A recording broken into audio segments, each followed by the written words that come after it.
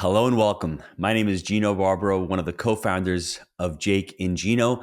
And in this how-to video, we're going to be discussing something that is not sexy by any stretch of the imagination. It's managing your rentals. And more importantly, we like to call it the 4 Ps of managing your rentals. And if you're violating one of these 4 Ps, then you're going to have a problem. Because at the end of the day, multifamily is all about selling time. If your rental is empty, you're losing money. Quick example, 30 days in a month, let's say you're getting $900 for your apartment rental. That means you're getting $30 per day. If you're vacant for 2 weeks, 14 days, do the math. At 10 days, you're down $300. So it's incredible when you start looking at it from that perspective. If you don't have that urgency or you can't locate the problem, you're leaving thousands and thousands of dollars on the table. So let's go through the 4 Ps. And as I mention these 4 Ps, you may be saying to yourself, Gino, you're talking about multifamily, but these really cross over into various other businesses because business is business. And multifamily, if and when done properly, is a scalable and optimizable business. That's what you need to understand in multifamily. The first one is people. The second one is product. The third one is promotion. And the fourth one is price. I'm gonna go over every single one of these, all 4 of these. And as I'm giving you the highlights of them, think to yourself, I'm violating one. Let me take a look at it. And I'll start with the fourth one because the fourth one is something that everyone's going through right now. It's price. We've been so accustomed over the last decade, rents have gone up. They just have. With inflation, we've had a really good economy. Buying a home is a lot more expensive. Still, on average, I think like it's $800 a month more in the United States on average, buying a home than renting a home. Rents have just gone up naturally. We've never really thought about the price, especially during COVID. You could go and list a property, get somebody to fog a mirror. There was so much demand for apartment rentals. No one really thought about the price. But we had an issue at one of our properties. We were pricing it at $12.95. And then all of a sudden, something happened. We said to ourselves, we've got a few vacants here. Nothing else going on in the portfolio. Nothing's really sticking out. Maybe it's the price. We don't like to go back on our price. We don't want to go from $12.95 down.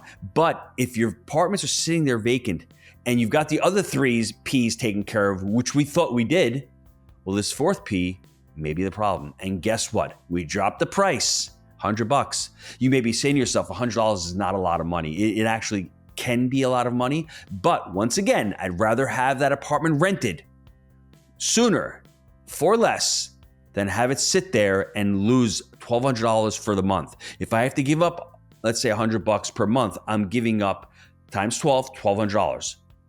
But if it sits there empty for 30 days, I've already lost $1,200. So it really depends where you are in the portfolio. If you're trying to sell or maximize NOI, it may be difficult for that to swallow that pill.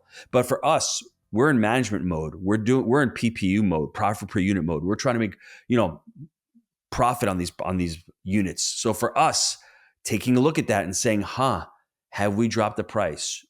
I think, honestly, it should be one of the last resorts. But it's going to become more common now in this part of the market cycle. We're seeing a lot of builders going through that right now. They underwrote their deals 2 years ago. They're in the building process. All of a sudden, 2025 hits, and there's such a massive amount of supply in the market. Tons of concessions. And they're having problems renting their apartments because their apartments are really nice and they price them at $2,100. And that's what they could have gotten 2 years ago or 18 months ago or even possibly a year ago. But now there's a lot more supply. So that lever they need to pull is that first lever is price. The second lever, it's people. Look at any business. If a business is thriving, they've got a great organization. I think great organizations, in my opinion, value and take care of their employees first. If their employees are taken care of, if their employees are all rowing in the same direction, if their employees feel empowered, if their employees understand what the mission is, if their employees enjoy working there, they're going to deliver really good service to the second part, which is to the customers. And you can flip those. If you're in the business, you may want to deliver great service to customers. And then if you have a great customer base and you have a great mission, all of a sudden the people in the organization are going to feel that. And they may say to themselves, I love working here. I may want to stay. But to me, it comes down to the people in your organization. If you can build up your people, if you can create a core mission, if you can create, that culture within your organization to have great leaders and to have great talent and to have great people who understand what the mission is, that will really propel you to be successful in any business. When Jake and I were at around 500 units, we were still sort of the IMA guys. IMA do this, IMA do that. IMA didn't have enough people. We were relying just on ourselves. We understood that we needed to build out the people on the team. It can be challenging. But if you're having problems renting out an apartment, first thing you need to do, if you're not secret shopping your apartment, go into the apartment itself. See how the people in that apartment are treating potential residents and the residents on the property currently. Are they greeting them great? Are they getting up when somebody comes into the office? Are they delivering great service? Is it on you as the leader that haven't been able to set up types of systems to be able to empower and to be able to help your people?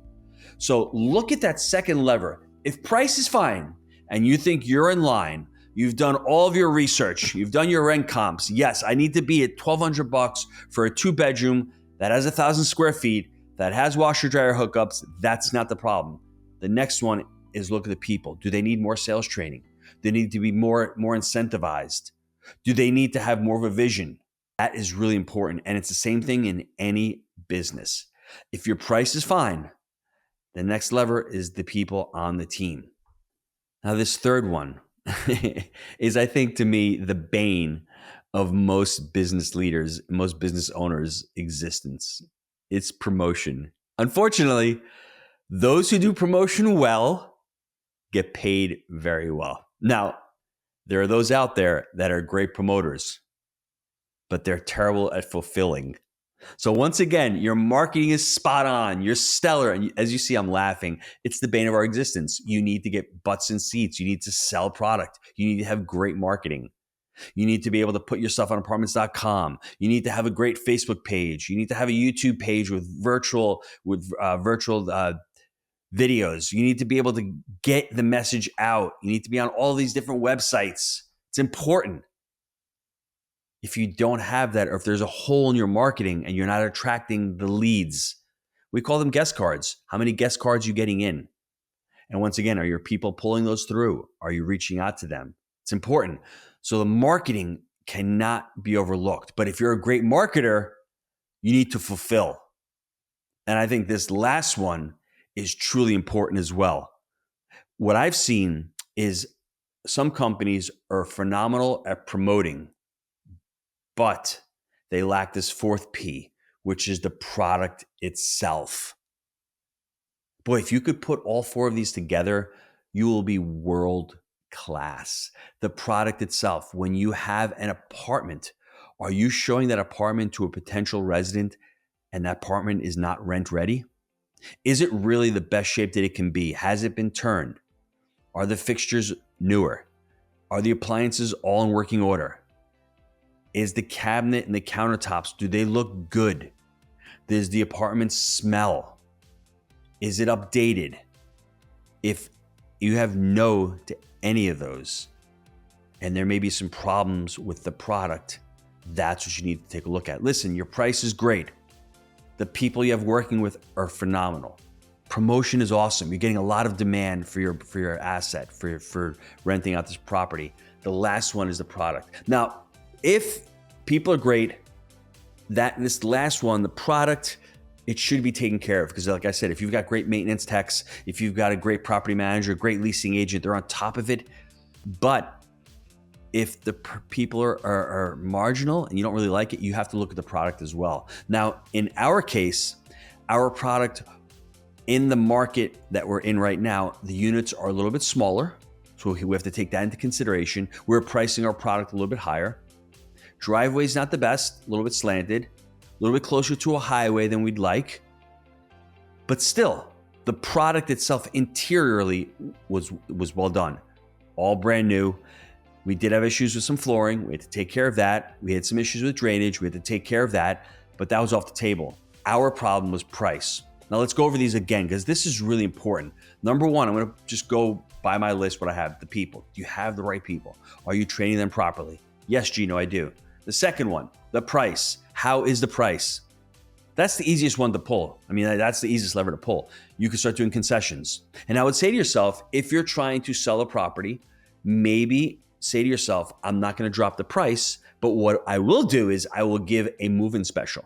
If it rents $1,000 a month, maybe I give $500 a month off for the first month.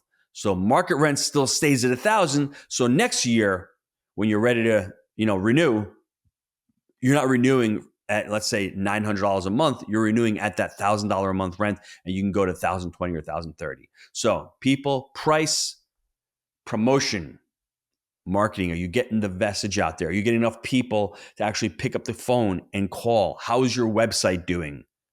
And the last one is the product. Make sure it's rent ready. Make sure it's showable. And make sure that you are able to deliver a superior product. Now, if you have any questions about buying a multifamily, if you have any questions about financing one, managing one, email me, gino@jakeandgino.com, and I will send you a free copy of our Wheelbarrow Profits book. It goes through the 3-step framework. These 4 Ps that we've been talking about, to us, we have the Wheelbarrow Profits. It's called Wheelbarrow Profits. It's the wheel of the wheelbarrow. It's in constant motion. Now, if you want to learn more on how to become a multifamily investor, just go to wheelbarrowprofits.com, schedule a call with one of the team members, see if we're a right fit, and we can help you start building a portfolio. But don't just focus on buying these deals and financing these deals. The money is made in managing these assets. And it's the same thing with buying a business or buying self-storage or buying a mobile home park. That's a lot of fun. Buying is a lot of fun. But when you need to put the gloves on and go to work in your business, this is where you're going to make the money. As always, I want to thank you for spending a few minutes of your day with me, getting better as a multifamily investor. It's an honor and a privilege every week to spend a few minutes with you talking about how you can become financially free through investing in multifamily. I look forward to seeing you all on next week's How To. Take care. Thanks for tuning in. If you enjoyed today's video, be sure to like and subscribe so you'll never miss another episode.